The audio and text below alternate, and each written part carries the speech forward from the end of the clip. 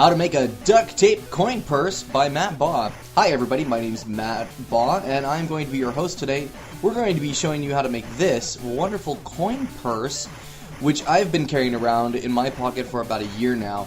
Here you can see it holds all of my coins and it makes a really nice little container for them. It's made right out of duct tape and folds up nice and neat and fits in your pocket. We'll be using blue duct tape today for our little project, so let's get started.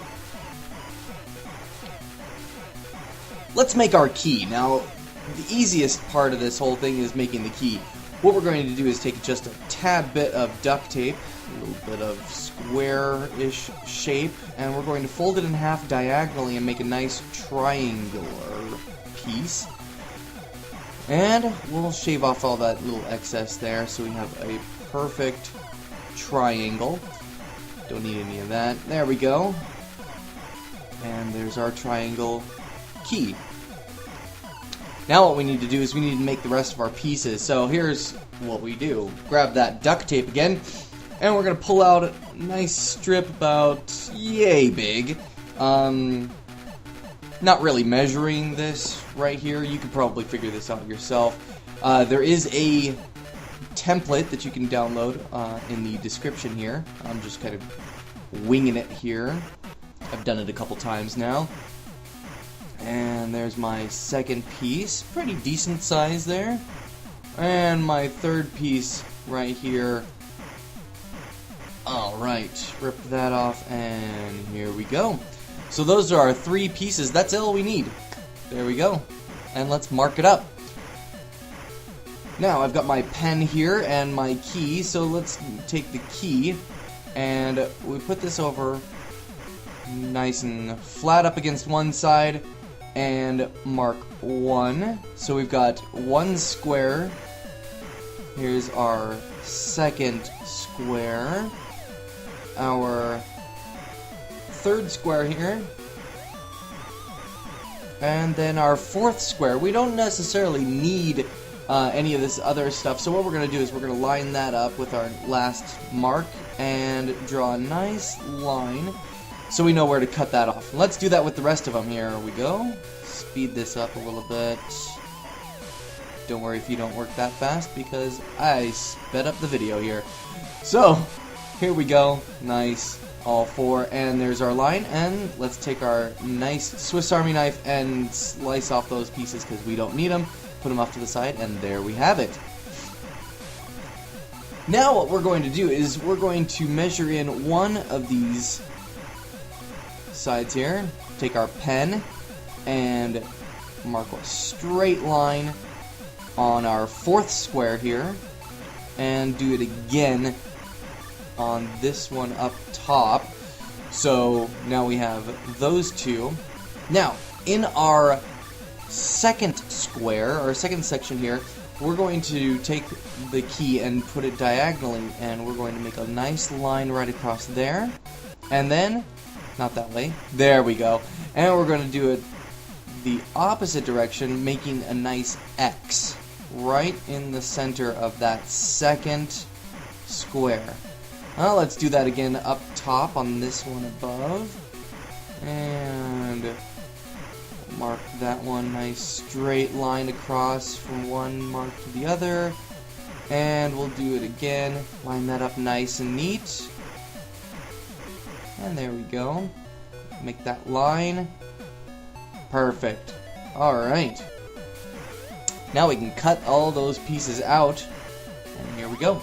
So grab our wonderful Swiss Army knife. You could use a box cutter or X-Acto knife, whatever you want to use. Just cut along all the lines that we just drew. And we're not touching that bottom piece because you'll see later how that gets used. So we'll cut along those lines nice and straight. There we go. And we'll just take out those little triangle pieces here that we don't need anymore. And put them off to the side. There we go. And here we have all of our pieces that we need to make our duct tape coin purse. So let's put it together. Alright, first off, we'll take this square piece here and flip them over. Now we have 4 little house-shaped pieces, and we're going to take these 4 house pieces and we're going to point them straight to the middle of the square. Make sure you want to line up those points of the house roof, I guess you could say, and line them up right along the side of that square piece so that the points meet right in the center. Now, they may overlap a little bit. That's perfectly fine. Just be careful. And don't worry about that. There we go. Alright, let's toss in our 3rd house. And we'll move that over just a tad bit. Okay, here we go. And at our 3rd house, remember, make sure those little corners meet up with the other corners of the square underneath.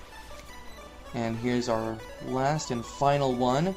I'm using a cutting board so things don't stick too much to any other surface or anything. So here we have our plus sign, and then we take our last square,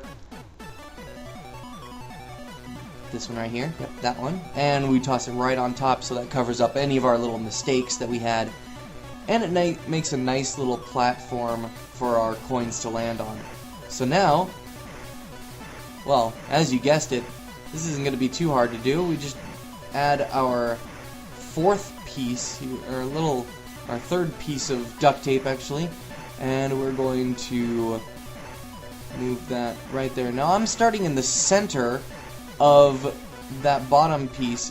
Why? Well, because if I did it on the corner and I had less duct tape than I needed, then I could have a nice gap there that I really don't want to use. So, and I've had that happen a couple times where there's a gap in between. So what we're going to do is we're going to start in the center, and if there is a gap, then we can easily fix that by being in the middle. So we've just got to make it into a box shape. So let's put that, line that up right next to the other duct tape piece there, so it's blue to blue, and then we're going to get our white sticky side to sticky side. Try and get those as close as possible to the bottom. And there you have it. So there's our 2nd side. Now let's speed it up and we'll just go through and fix up the rest of this. So here we go. Do that. Do our 3rd side.